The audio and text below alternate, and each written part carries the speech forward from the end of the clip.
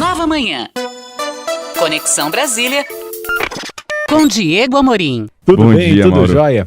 Diego, tamo aí, né? Agora eu acho que o segundo turno chegou, né? Depois de um século, mais ou menos, chegou o segundo turno. A semana mais longa do ano, né? Tá chegando ao fim. Pois é.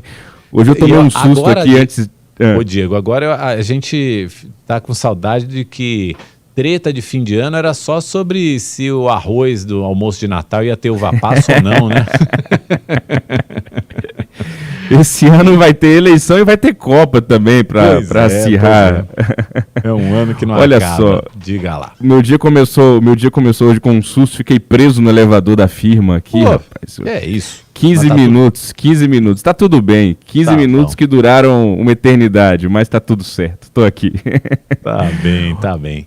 Muito Bom bem. dia para o nosso ouvinte também. Vamos falar da campanha de um e de outro, Mauro. Eu Vamos queria lá. recordar com o nosso ouvinte a minha primeira coluna Conexão Brasília aqui na Nova Brasil, bem no início de agosto.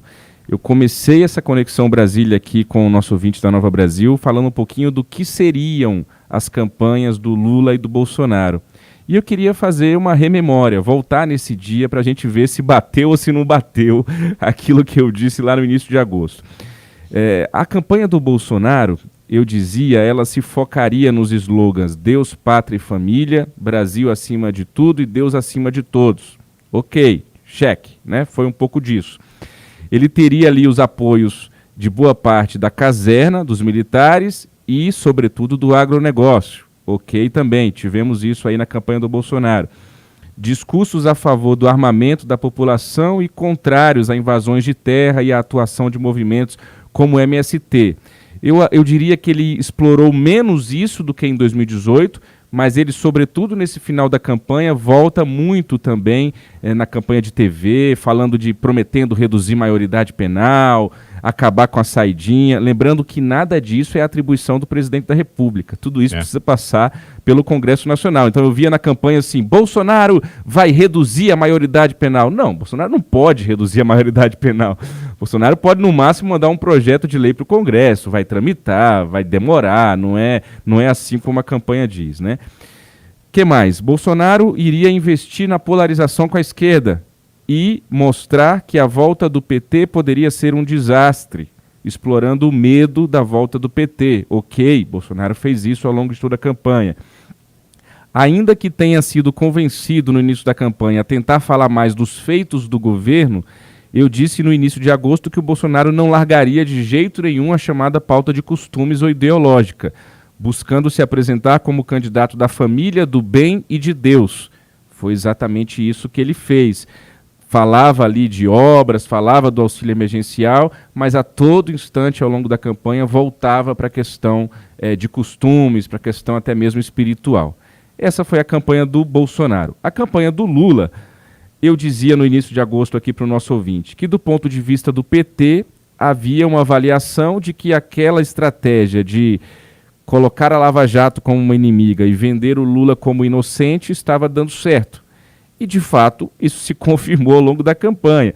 A gente vê ali nos momentos mais críticos do Lula ao longo dessa campanha, é quando o Petrolão era citado nos debates, ele ficava acuado, não sabia o que responder, ia para um lado, ia para o outro, ficava zonzo. Mas, se a gente avaliar ali de uma maneira geral toda a campanha, o Lula sobreviveu a toda essa questão do Petrolão e está aqui há 2 dias das eleições. Então, do ponto de vista do PT e da campanha do PT, havia uma avaliação já no início de agosto, que eu avalio que hoje, há 2 dias das eleições, se confirmou, de que o PT teve sucesso nessa narrativa, nessa estratégia de colocar o Lula como alguém inocente. O Lula se aproveitou da fragilidade do atual governo, marcada por conflitos e verborragias, eu disse isso aqui no início de agosto para o nosso ouvinte, e tentou avançar, eu dizia em agosto, tentaria avançar sobre os eleitores decepcionados com o Bolsonaro. Isso também aconteceu de certa forma, sobretudo quando ele consegue o apoio da Simone Tebet. Tem muita gente que votou no Bolsonaro em 2018 que está com a Tebet. E aí quando a Simone apoia o Lula, ele consegue um pouquinho disso que eu disse aqui em agosto. Caminhando para o fim da campanha do Lula, eu disse no início de agosto que ele ia explorar na campanha o fato de se oferecer como alguém que iria melhorar a vida dos brasileiros, principalmente no campo da economia. ok, também foi isso que ele fez ao longo da campanha. E ainda em agosto já tinham acendidos alguns alertas sobre algumas falas do ex-presidente Lula, sobre revogar a reforma trabalhista, criticar a classe média e defender a ampliação do direito ao aborto. De fato, Lula levou uma catracada da campanha ali em agosto e a gente viu o Lula falando menos sobre esses assuntos durante a propaganda eleitoral, durante as entrevistas até aqui. Pois bem, hoje à noite nós temos o debate, o último debate, às 9h30 da noite. Geralmente esse debate acontece às quintas-feiras, né, eleições passadas. Esse ano, excepcionalmente, é na sexta-feira, 9h30 da noite, ou seja, a horas da eleição. Vamos ver qual vai ser o impacto disso no resultado. Ontem à noite nós tivemos os debates dos governos dos estados, né, Rio Grande do Sul, Bahia, Pernambuco, também em São Paulo. E para finalizar a coluna de hoje, a última coluna antes do segundo turno das eleições, eu queria fazer um chamamento à pacificação, Mauro. A gente está chegando numa eleição muito complicada. Aqui em Brasília essa semana a coisa piorou um pouquinho. A gente vai até tratar disso com detalhes no Nova Manhã Brasília daqui a pouco. Teve uma confusão numa quadra da Asa Norte aqui, estava tendo um bandeiraço do PT, chegou um apoiador do Bolsonaro, arrancou a bandeira, começou uma grande confusão. Eu me lembro que quando eu era menino, no interior do Piauí, quando passava a carreata do candidato adversário do meu avô, os meus tios, meus pais, todo mundo mandava os netos todos entrarem na casa, a gente tinha que trancar a casa enquanto não passava a carreata do adversário do meu avô. Isso acontece hoje, de outras maneiras, mas ainda acontece. Eu ouvi o cardiologista Cantídio Martins, que é meu conterrâneo piauiense, e ele finaliza essa coluna de hoje falando para a gente sobre como cuidar do coração durante a apuração no próximo domingo. Bom dia, doutor Cantídio. Olá, Diego Amorim. Olá, ouvintes da Nova Brasil FM. Quero iniciar fazendo uma pergunta. Será que o acirramento dessas eleições, principalmente agora no segundo turno, está afetando negativamente as nossas emoções? Com certeza. Vimos, até mesmo na nossa família, pessoas hostis, agressivas, com raiva e, muitas vezes, depressivas. E o que isto tem a ver com o nosso coração?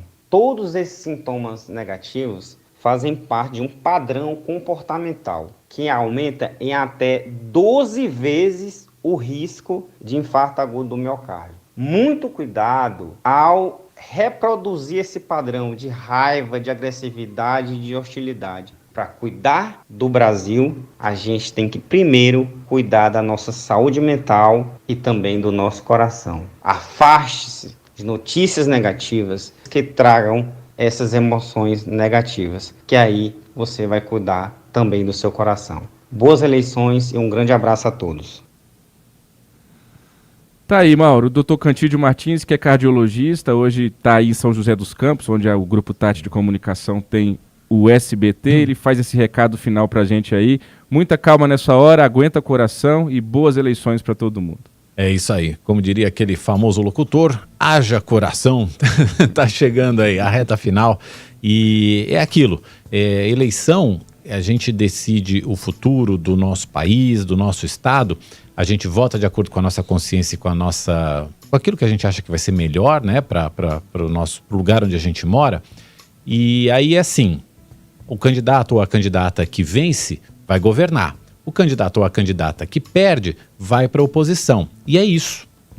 Simples assim. Não precisa brigar, não precisa discutir, não precisa se aborrecer, nem aborrecer ninguém. O jogo da democracia, a regra da democracia é essa. É o que a gente espera a partir de domingo à noite. Diego, obrigado, bom voto para você. Até segunda, estamos juntos aqui para analisar o resultado das eleições. Isso aí, Mauro. No domingo a gente começa a nossa cobertura especial. Isso. Eu, Michele Trombelli, toda a rede da Nova Brasil, às 5 horas da tarde, assim que as urnas fecharem e acabar a apuração. E só para tranquilizar o nosso ouvinte, ele se preparando, o resultado deve sair ali entre 8h30 e 9 horas. No máximo a gente vai saber quem é o vencedor desse segundo turno. Eu estava vendo algumas projeções estatísticos mostrando que o resultado mesmo só vai começar a gente ter uma ideia a partir de 88% das urnas apuradas. Antes disso, quando subir a apuração do Sudeste e do Sul, o Bolsonaro vai crescer. Quando vier a apuração do Nordeste, o Lula vai crescer. E aí, no final, ali, há uma tendência de voto a voto e a gente vai acompanhar tudo isso ao vivo com o nosso ouvinte. Um abraço, Mauro. Valeu, Diego.